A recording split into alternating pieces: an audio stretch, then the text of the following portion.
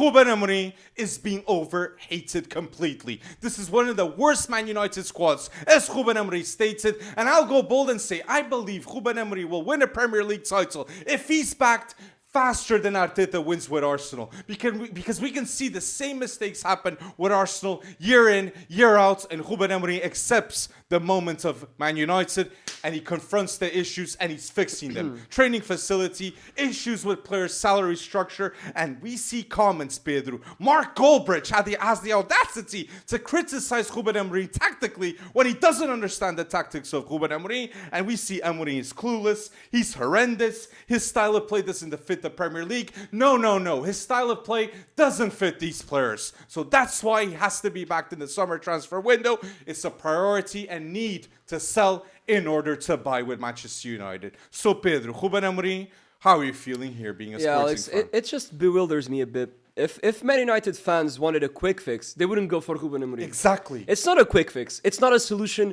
short term. This is long term. And Ruben Amorim said it himself.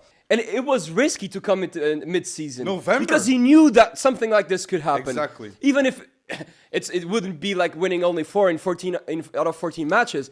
That wouldn't cross his dreams. It's 21 games, 10 wins, 2 draws, and 9 losses. Unacceptable. It's a horrendous record. But the risk for Ruben Amorim by coming early was that could happen. He's burning himself. It's true. He's burning himself because now you'll have more pressure. Fans are putting pressure on the board to throw him out as well.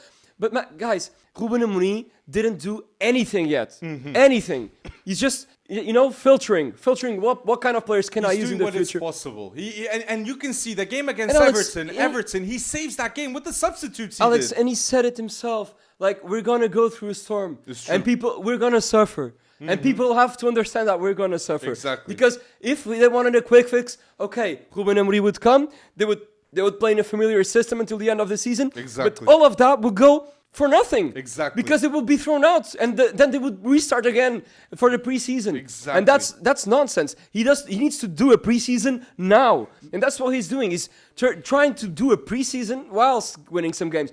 But let's not forget, Man United is still the only team that's unbeaten in Europe this season. It's true, in Europa League. It's true. And the best chance for Man United to go to the Champions League is by winning the Europa League. And look, I see Tottenham that, yes, if you see individual list, player for player, Tottenham has a better squad than the current Man United team. But it's realistic for Man United fans to believe and to be inspired that they can make something happen in the Europa League. Even though with Amad Diallo being injured, their chances become a bit more slimmer with that injury. The best player with Ruben Amorim this season. But as I stated, Ruben Amorim said to the world, this is one of the worst Man United squads ever. Also, Ruben Amorim knows that the Manchester United job is one of the most difficult managerial jobs, if not the most difficult managerial job currently in football. And Ruben Amorim knows in order to fix this team, he needs new signings and he needs solutions from things that we haven't seen in the past. Yeah. It's an opportunity for players like Amad Diallo when it was in his last year contract. People forget that before Ruben Amorim arrived. And then when you see him with Ruben, he's a perfect fit. Patrick Dorgu, the first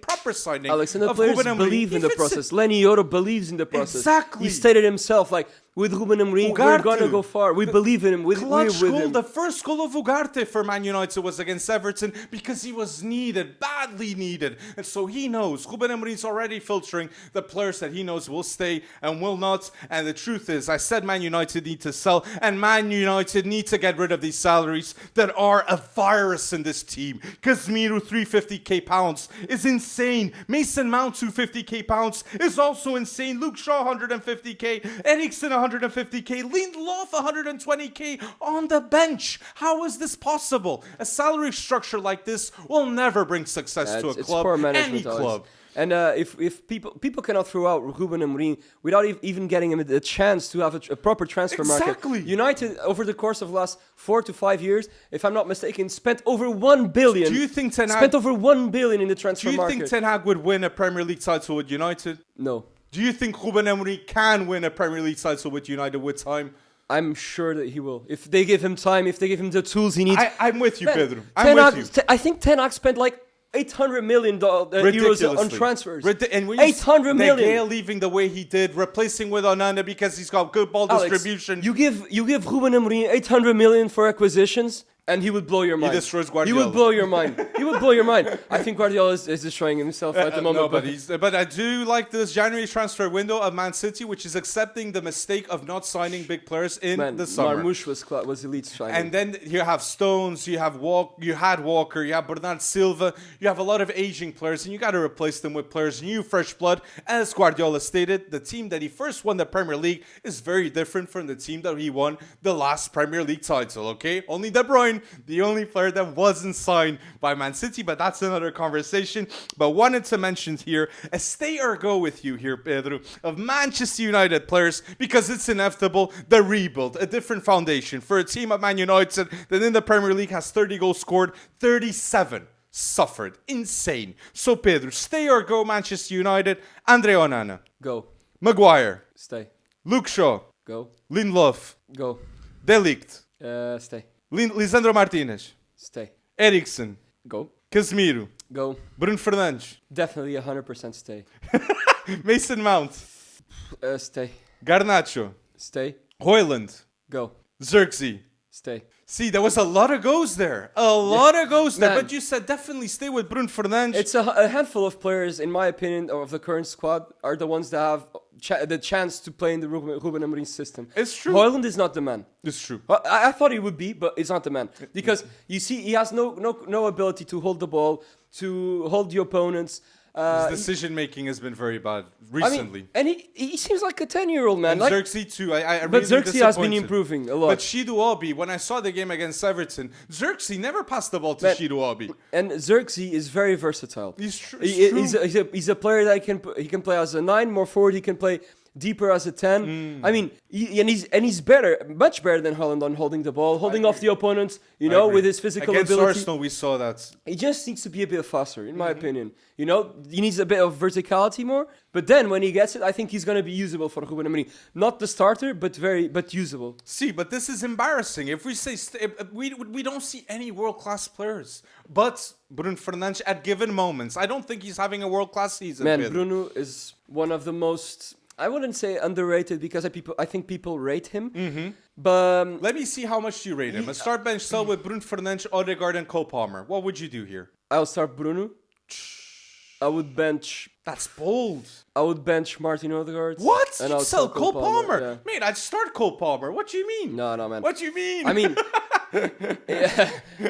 let's be honest. I mean, Cole Palmer is probably one of the best English players at the moment. I'm not doubting that. But Bruno Fernandes has been he's very unlucky throughout his career. He played at the poor Sporting side. He played at the poor Sporting side. Yes. He didn't win the league.